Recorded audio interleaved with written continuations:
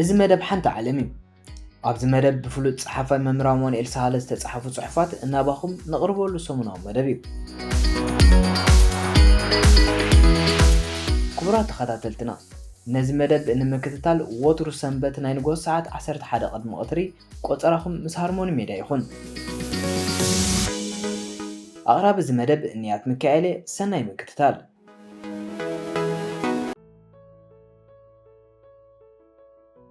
ካብ ባህሊ ተጠንቀቑ።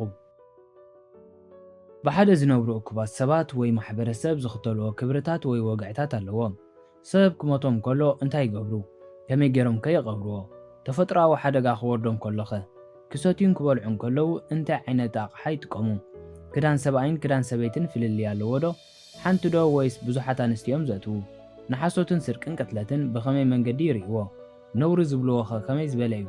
ንየናይ ናይ ሰብ ተግባርዮም ከ ከም ናይ ጅግንነት ወይ ከም ፍርሒ ወይ ከም ልቦና ዝመልኦ ወይ ከም ዕሽነት ገይሮም ዝወስድዎ ወዘተ። ባህሊ ነቲ ማሕበራዊ ህይወት ብኩሉ መዳዩ ከም ዘይቲ ኮይኑ ብዘይ ምግርጫው ክሰርሕ ዝገብሮ ካብ ወለዶ ናብ ወለዶ ዝተሓላለፈ ረቂቕን ግዙፍን ገጻ ዘለዎ ልምዲ እዩ። ብኩሉ ናይቲ ሕብረተሰብ ኣባል ቅቡል ብምዃኑ ድማ እቲ ንዕኡ ዘይክተል ኣባል ሕብረተሰብ ተነፅሎ ይጎንፎ ወይ ንኣና ምሰል ወይ ካባና ረሓቕ ከም ምባል እዩ። እንስሳታት ባህሊ የብሎምን፣ ግን ኣብ ክንድኡ ንኩሉ ንጥፈታቶም መምርሒ ዝኾኖም ደመነፍሲ ኣለዎም።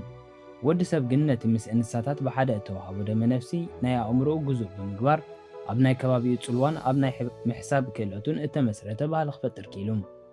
ባህሊ ቀስ እናበለ ዝዓቢ ናይ ዘመናት እኩብ ተመክሮን ውርሻን ብምዃኑን ከም ልምዲ ኮይኑ ድማ ናብ ሓውሲ ደመነፍሲ ስለ ዝልወጥን ብሓደ ሓደ ምኽንያት ብሓንሳእ ክትልውጦ ምፍታን ኣሉታዊ ሳዕቤናት ኣለዎ። እዚ ከዓ ኣብ ኮሚኒስት ቻይና ብግዜ ማዎ ተራእዩ እዩ። ሓደ ሓደ ሰባት እዚ ባህልና እዩ ስለዚ ክንልውጦ ይጽግመና እዩ ዝብሉ ኣለዉ። ብሓደ ወገን ሓቃታቶም እዮም። ከመይሲ ሓደ ካብቶም ንሓደ ህዝቢ ከም መንነት ኮይኑ ዘገልግሎ ማሕበራዊ ውጽኢት ባህሊ እዩ። ህዝቢ ባህሉ ምዘጥፍእ መንነቱ ድማ የጥፍእ ኣሎ ማለት እዩ። ይኹን እምበር ንባህላዊ ለውጢ ምጽራር ማለት ነቲ ናይ ባህሊ ዘገምታዊ ምዕባለ ምርሳዕ ከም ምባል ማለት እዩ። ኣብ ሃገርና ኣብዚ ግዜ እዚ ዝውትር ዘሎ ባህልን ቅድሚ 500 ዓመት ዝነበረ ባህልን ሓደ ክኸውን ኣይክእልን። ከመይሲ እቲ ባህልና ንዘመናት ብወራር ይኹን ብመግዛእቲ ብስደት ይኹን ብምፍንቓል ሓደስቲ ባህልታትን ወጋዕታትን ከተኣታቱን ክርዕምን ጸኒሑ እዩ። ቋንቋ ክፋል ባህሊ ብምዃኑ ድማ ካብዚ ናይ ለውጢ መስርሕ ከምልጥ ኣይክእልን። ጣልያን ኣብ ሃገርና ንልዕሊ 50 ዓመታት ከቕመጡ ከለዉ እቲ ባህልና በቲ ባህሎም ክጽሎ ግድን እዩ ነይሩ። ብፍላይ ድማ ከተማታት ምስ ተሰርሐ መኻይንን ራድዮን ምስ ተኣታተወ ክዳውንቲ ፈረንጂ ክዝውተር ምስ ጀመረ ናይ ምዕራባውያን ኣገባብ ምሕደራ ምስ ሰፈነ ወዘተ እቲ ባህልና ብገለ ሸነኹ ክልወጥ ኪኢሉ። ኣብዚ ግዜ እዚ እንተረኣና እኳ ቀደም በዓታሩ ገይረን ማይ ዝወርዳ ዝነበረ ኣዋልድ ሎሚ ብጀሪካኔን ማይ ዝወርዳ ወይ እውን ሳላ ቡምባ ማይ ምውራድ ገዲፎን እየን። ስለዚ ብቋንቋ ሸነኽ ክርአ ከሎውን እቲ ማይ ምውራድ ዝብል ሓረግ ቀስ እናበለ ዝጠፍእ ዘሎ ይመስል። ባህሊ ሽዑኳ ናይ ሓደ ህዝቢ መንነት እንተኾነ ከይተለወጠ ንዘለኣለም ክነብር ግን ኣይክእልን። ከምቲ ሓደ ህዝቢ ከም ሓደ ዓሌት ወይ ከም ሓደ ሃገር መጠን ንዘለኣለም ክቕጽል ዘይክእል ባህሊ እውን ከምኡ እዩ። ከምዚ ብምዃኑ ሓደ ሓደ ግዜ ንባህሊ ከም ዘይልወጥ ናይ ህዝቢ መንነት ጌርካ ምውሳዱ ንቁጠባውን ማሕበራውን ፖለቲካውን ምዕባለ ዕንቅፋት ክኸውን ይኽእል እዩ። ኣብ ዝሓለፉ ዘመናት እቲ ንምዕባለ መሰናኽል ኮይንዎ ዝነበረን ኣንጻር ሳይንስ ዝቃለስ ዝነበረን ሓይሊ ባህልን ኣጉል እምነትን እዩ። ሓደ ህዝቢ እቲ ንብዙሕ ዘመናት ዘኻዕበቶ ባህልን እምነትን ብሓድሽ ናይ ሳይንስ ረኽበታትን ኣተሓሳስባን ክብዳሕ ከሎ ስቕ ኢሉ ኣይርአን። ብኩሉ ሓይሊ እዩ ዝቃለስ። እዚ ባህርያዊ እዩ፣ ግን ለውጢ ከዓ ግድን እዩ።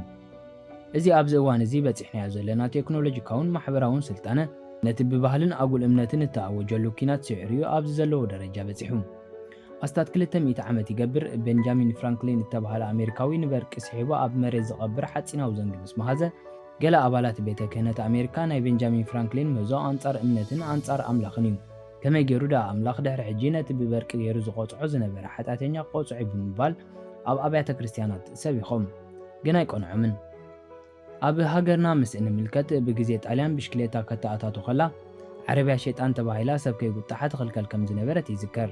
ከምኡውን መግቢ ምሻጥ፣ ሓሰማ ምብላዕ፣ በዓልቲ ቤትካ ኣብ ስራሕ ወፊራ ምእታው፣ ሰበይቲ ክዳን ወዲ ምልባስ፣ ብሔር ምምርማር ወዘተ ብባህልና ነውሪ እዩ ነይሩ። ምዕባለ ኪንዮ ባህሊ ስለ ዝርኢ ነቲ ባህልን መንነትን ህዝቢ ብገለ መንገዲ ይህስሶ እዩ። ንኣብነት ቀደም በቕሊ ዝጓዓዝ ዝነበረ ሰብ ማኪና ምስ ተማሃዘትን ጽርግያ ምስ ተሰርሐን ንኽቕልጥፎ ኢሉ ማኪና የዘውትር። እቲ ምስ በቕሊ ዝዛመድ ቃላትን ሓረጋትን ምስላታትን ድማ ክለግስ ይግደድ። ሰበይቲ ክዳን ወዲ ዘይትኽደን ዝነበረት ኣብ ገለ ፋብሪካታት ኮምፕላሲዮን ክትለብስ ትግደድ።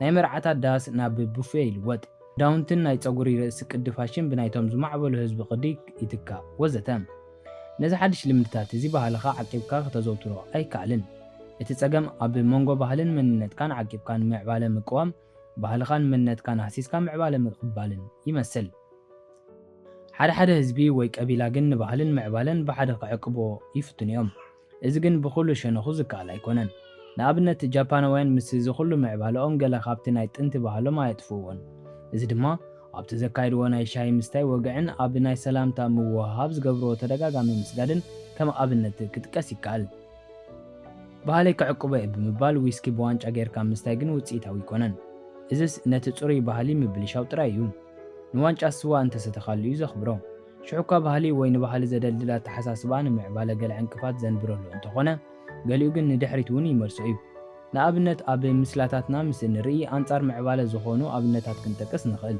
ምስላታት ናይቲ ህዝቢ ኣተሓሳስባ ዘንፀባርቑ ብምዃኖም ንኸምዚኦም ዝበሉ ምስላታት ንምልጋስ ኣቐዲምካ ናይቲ ህዝቢ ኣተሓሳስባ ምልዋጥ የድሊ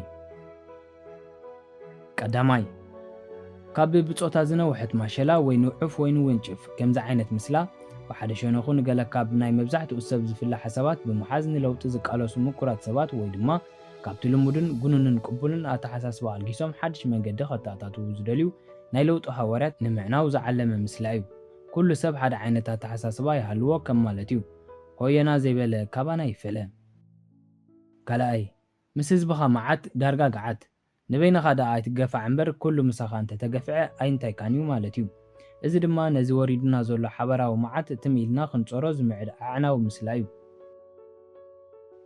ሳልሳይ ዝበረቐ ፀሓይና ዝነገሰ ንጉስና እዚ ምስላ እዚ ወላ ጣልያን ወላ እንግሊዝ ወላ ደርጊ ወዘተ ተሰሪዖም ይምፅኡ ስቕ ኢልካ ተገዛእዮም ከም ምባል እዩ ራብዓይ ንጉስ ኣይክሰስ ሰማይ ኣይሕረስ ኣንጻርቲ ተተኺሉ ዘሎ ስርዓት ምኻድ ኣየድልን እዩ ከም ምባል ማለት እዩ ኣንጻር መሰል ወዲ ሰብ ድማ እዩ ሓምሻይ ጓል ኣእትዮም ጓል እንተወለዱስ እንታይ ነገዱ እዚ ኣብ ደቂ ኣንስትዮ ዘሎ ምሕር ንዕቐት ዘንፀባርቕ ሓደገኛ ኣተሓሳስባ ዝሓዘለ ምስላ እዩ ይኹን እምበር ከምቲ ኣንስትዮስ ኢልዎ ዝበሃል ክብል ኣይደልን ባህሊ እትብል ቃል ክሰምዕ ከለኹ ሽዑ እየ ሽጉጠይ ዝምዝዝ